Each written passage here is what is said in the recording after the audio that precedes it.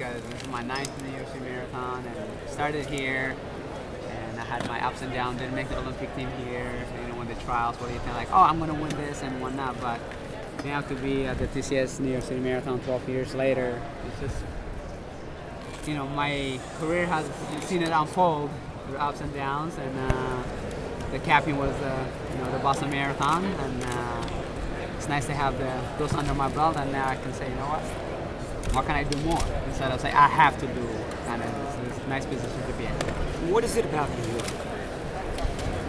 I mean, New York is this destination point where you want to visit, just to visit, Statue of Liberty, or you want to do museums, you see everything on TV, and to be able to come to the New York City Marathon and to run the course, people, enjoy that. It's just, got all the traffic lights closed, like I said. I think it's just to be on your foot or on the wheelchair, to be able to go through that. It's a great view. And not that to have that New York City Marathon, I've been at Macy's Thanksgiving Parade. That was probably the slowest, kind of moving around. That you get to enjoy it. But I'm here going through brief seconds, so 30 second, 40 second. But you see all the different roles and all the different cultures and diversity, and then that's what the melting pot is, and then that's what New York provides. Do you notice that when you're running?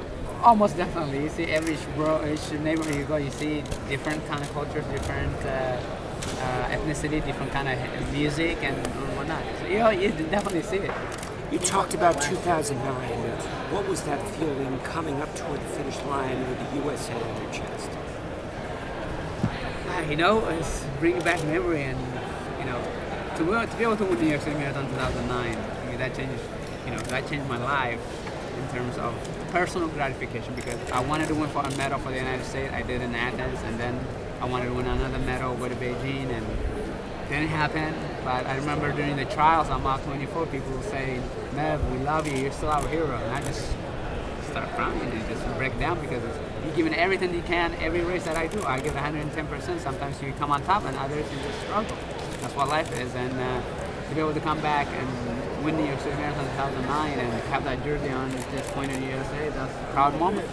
And to be able to do that on top of that to what happened in Boston last year, that kind of goes up in terms of notoriety and tapping my career, because that was, probably do or die for me in Boston. That one shot, one opportunity, and I've been thinking about it for 365 days. What can I do positive? Hopefully win it, but positive to change Boylston Street, and do it for me. Can you talk about last year? You and Mike Keflezighi finishing together, and then maybe how you I guess reflections on that, and your development throughout the year. Mike and myself have become good friends now. In fact, we text each other, and that's what the sport does, friendship. Like we talked about somebody with a team for kids. The kid, he wants to make more friends. That was part of me when I was in 7th grade. I didn't speak English, so I ran as hard as I can, and people has to give me high fives, and to be able to cross the finish line with Mike Cassidy last year, I was in St. Louis, and somebody asked me, what was the highest career, just after Boston, what highest career achievement? I said, Boston. He says, it was New York last year. So people have different perspective of that, and it connects me to the amateur athletes or the mass runners, just because at one point my body was shut down. I couldn't go, but at the same time, I'm like, you know what? I'm gonna get that finish line. I know how it crossed my mind that it was wonderful to win it. It was wonderful to get second and third, but this time I'm going to get to that finish line, and a lot of people love to be in my shoes, whether I break 2 hours and 45 minutes or 3 hours. Wasn't sure what it was going to be, but I met Mike that morning. We shook hands and said good luck to each other, and many people have encouraged me to go through, and he was just the right guy at the right time to just say, let's push the pace. I said, oh, I'm going to try. I'm going to draft out of you, and I did, and 2 miles to go or so, I told him, hey, let's all help each other, keep encouraging each other. We'll hold hands and finish together. That's what this sport does. And you win some, you lose some, but at the same time, you have to help each other. And when I finished the run, he said, this is the greatest highlight of my career. I'm like, wait a minute, you just helped me get to that finish line, and I equally meant a lot to me. And he wrote a beautiful blog that he did describing the situation, and I felt blessed that he was there to be able to be a great experience for me. And how different is it coming to New York after winning Boston as opposed to coming to New York after you won here in I mean, after winning the Boston Marathon, my life has, I know New York has changed me, but there's even another level of change is because many people consider me a hero because of what I did in Boston. You know, to be able to win that race on the most important day of marathoning and after what happened last year. And it's hard to put in describe. I try to describe as much as I can, but it's just not feasible to put in words. It's just America needed me. I delivered, but there's no guarantees. You just get the best out of yourself, and the way I did it. I mean, I told Coach Larson that I was going to just draft him as long as I can for until about 2 miles left. But you gotta evaluate, assess the situation, and I made a move when I counted, and I kept pushing it. If somebody's going to catch me, they're going to have to earn it. That's what I was thinking. And Boston Strong, Nev Strong, and have the victims' names there. And I thought about that. Nobody told me. I wanted to have a photo of them, in fact. But toward the end, taking the photo out and stuff's going to get a little messy. So I just decided to write their names down, and it definitely gave me the energy. And the people chanting USA, go Mev. It just, I mean, adrenaline as a lifetime. And you try to describe it going to Boston Street, but I know I changed it for something positive. And hopefully, it helps heal in the process of, you know, we can never forget Boston, what happened in 2013, but hopefully I can think a little bit of what happened the year after to just say, you know what, that was a wonderful moment. You learned something in this race on that way? I mean, I'm a competitor. I love to compete. I love to get the best out of myself, and now people know who I am. Probably more seriously when I'm 39 years old, and I'll give it a shot. And it's just going to be all assess of what they're going to do, how I'm going to do, and make a judgment during the race. And I put a lot of pressure on myself, but my career has been solidified. It's 110% complete. But how good the process is going to be, I feel honored to be here. The TCS and New York Runners gave me the opportunity to be here and show my talents. I still believe that I can run strong. Whether I win, awesome. If I don't win, you know what? I'm still going to be mad. You've had your greatest successes in championship-style races here in Boston, the Olympics, No Rabbits. How did that come about? Were you always strong at that? And why do you think that you've been best in those sorts of races? Many people consider me not a front runner, but I'm a front runner. I used to take, and when I ran mile in high school, I used to take a 59 second and then 60, 61, and then 61, and then try to run 64. But it's just, you compete. That's what I never really, I shouldn't say never gone to, like I did London, I did Chicago, but Chicago would just get the A standard time to 12. But I never been fit and speedy, and pace was on. I could have run faster, but at the same time, I just concentrate on the championship because I was an American record holder in the 10K or 20K, but I love wearing those medals around my neck, and nobody can take it away from you. And it's like a diploma. You earn it, and you can physically touch it. Whereas American record, I ran 27:13. That's all right, But that has a lot of. But you say, people say I ran New York City Marathon or Boston Marathon, and then the Olympics. It's like, how'd you do? To just participate in those things is huge, but to be able to say I won them, it's just. People kind of like double take, really? And, it gets the conversation going. Nevin, an age of 2:02 marathon, for a guy that's never run that fast, can you talk about what it means to have 3 real signature marathon moments? Athens, New York, and for me, it was my dream in Sydney. I set goals, or I set the people, or write them down. That's how my goals are set. If I left Sydney, first wearing that USA jersey as an Olympian, I said, that was awesome. I want to be able to do something significant for the United States. At that point, I thought it was going to be the 10K to get a medal.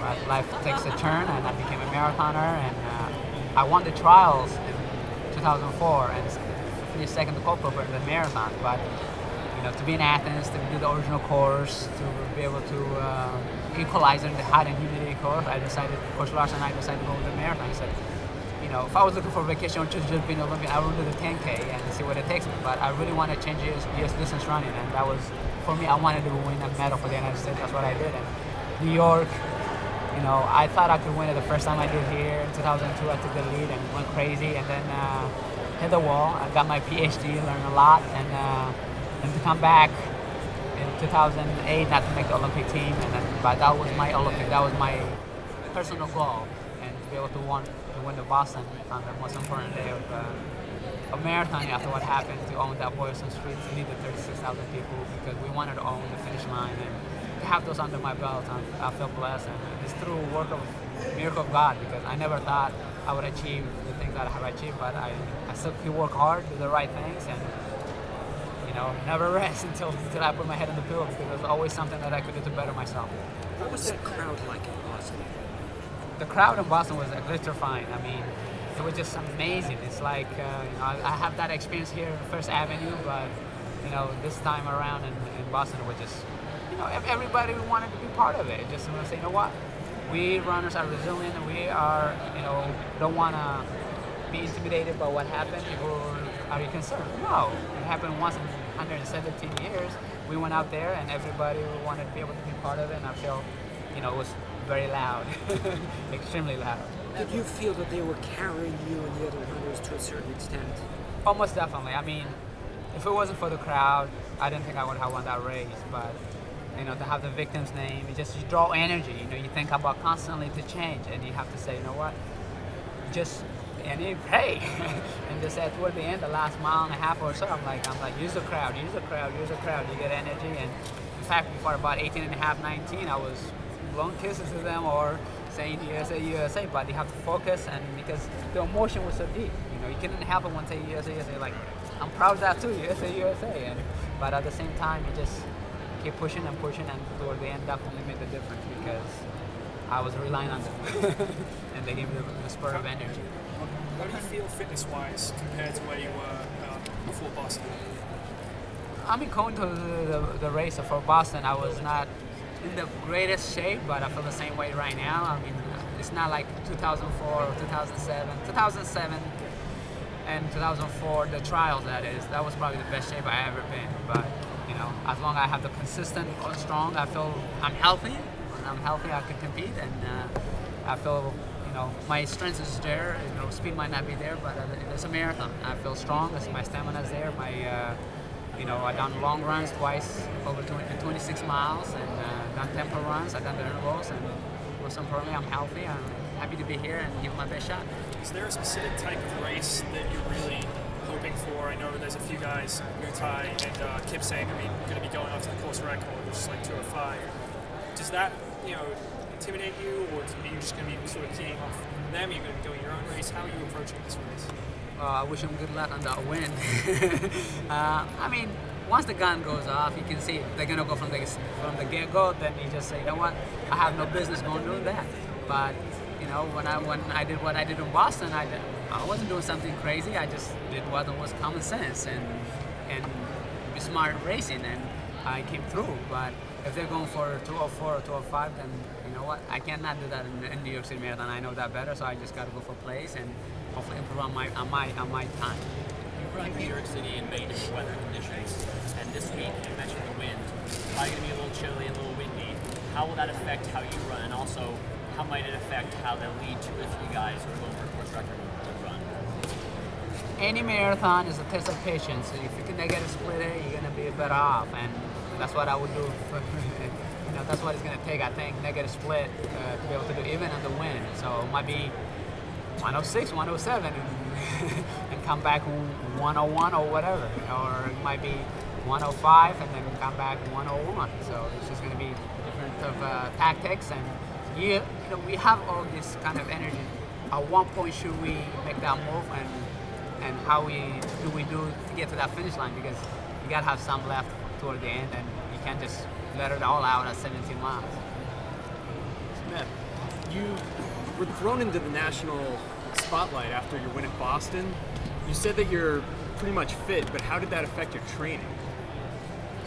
I mean, to be fit is one thing, to be competitive is another. And training is just, the spotlight has been amazing. I've done some fun road races in the summer, and more so than anything, I would deal with some injuries, but I just came back from Mammoth Lakes, where I used to live, and now I train there. I was there for 4 weeks, and training's been good, and just now it's time to show it on Sunday, and I didn't have a tune-up race, but for marathon, I didn't really always need a tune-up race either because for Athens, I didn't do that, or for other New York races, I didn't have a tune-up races. So I'm excited about the opportunity. You've talked a lot in the past about, and today about USA running and the Olympics. The Olympic trials are really only about a little more than a year away. What are your thoughts on your hopes and chances of making that team, and also who do you think some guys in this race among them will be competitive for those 3 spots? You know, the United States have fair and square, just like racing. Racing is, there's no judgment, you just got to earn it. The same thing with the USA. I don't go to Beijing because I didn't earn to go to Beijing, but, you know, that race. So come February 13, 2016, a lot of people are aiming for that goal, and I hope to work hard, and if I'm honored and earn that spot to be there to represent our state, it's one of my goals to do that. So, you know, training is, you know, as long as they can stay healthy and stay fit and have a, for me, I just have to have a decent race. I don't have to have spectacular races anymore. Just over the years, I've been training pretty hard, and hopefully Sunday will be a good indicator of that, and if not, just get ready for, you know, 2016.